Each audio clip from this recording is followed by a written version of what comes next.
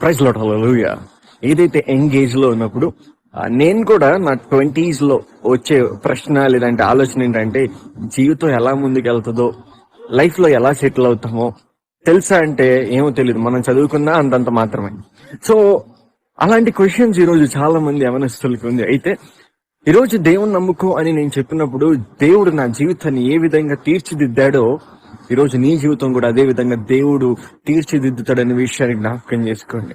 అప్పటి వరకు నేను నా సొంత మీద ఆధారపడి, నా సొంత ఆలోచనలతో ఆధారపడ్డాను. కానీ ఎప్పుడైతే దేవుడి మీద ఆధారపడినప్పుడు, దేవుడు చూపించిన మార్గము నా ఊహల కంటే అత్యధికమైన స్థితిలో ఉన్నవి. అయితే అప్పుడు నేను కూడా యవన కాలంలో ఉన్నప్పుడు అనుకునేవాడిని, దేవుడు ధనవంతులను వాడుకుంటాడు, దేవుడు జ్ఞానవంతులను వాడుకుంటాడు, దేవుడు ఫేమస్ అయిన వాళ్ళని వాడుకుంటాడు అని అనుకుంటా ఉండేవాడిని. కానీ ఆ తర్వాత నాకు తెలిసింది ఏంటో తెలుసా? అది తప్పు. ఎవరైతే దేవుని నమ్మి దేవుడు ఎవరినైతే పిలుచుకున్నప్పుడు వస్తారో చూసారా, వారిని దేవుడు ఆశీర్వదిస్తాడు, వారిని దేవుడు నిలబెడతాడు, వారిని దేవుడు జ్ఞానవంతుడిగా చేస్తాడనే విషయాన్ని నేను తెలుసుకున్నాను ఆ యొక్క ఎక్స్పీరియన్స్ ని బట్టి.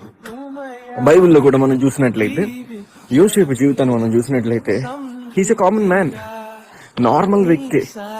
ఎప్పుడైతే ఐగుప్తు దేశం వెళ్ళాడో, ఆ నార్మల్ వ్యక్తిని దేవుడు ఏం చేశాడు తెలుసా?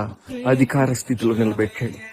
దావీదు జీవితాన్ని మనం చూసుకున్నట్లయితే, గొర్రెల కాపరి. ఎప్పుడైతే సమూయేలు ఆశీర్వదించడానికి రాజుగా నియమించడానికి వచ్చినప్పుడు కూడా దావీదు లైన్ లో నిలబడలేదండి, పిలవబడలేదు కూడా. అలాంటి దావీదుని దేవుడు ఎన్నుకున్నాడు, ఏర్పరచుకున్నాడు, అధికార పీఠం ఎక్కిచ్చాడు.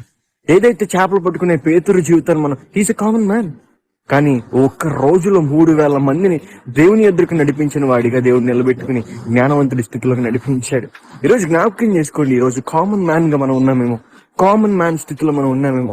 మన యొక్క జీవితం ఏదైతే యవన కాలం ఉన్నప్పుడు లైఫ్ ఎటు వెళ్ళిపోతుందా, ఏం జరగాలి, సెటిల్ అవ్వట్లేదని బాధపడుతున్నారేమో యవన కాలంలో ఉన్న యవన బిడ్డలు, ఈ విషయం జ్ఞాపకం చేసుకో.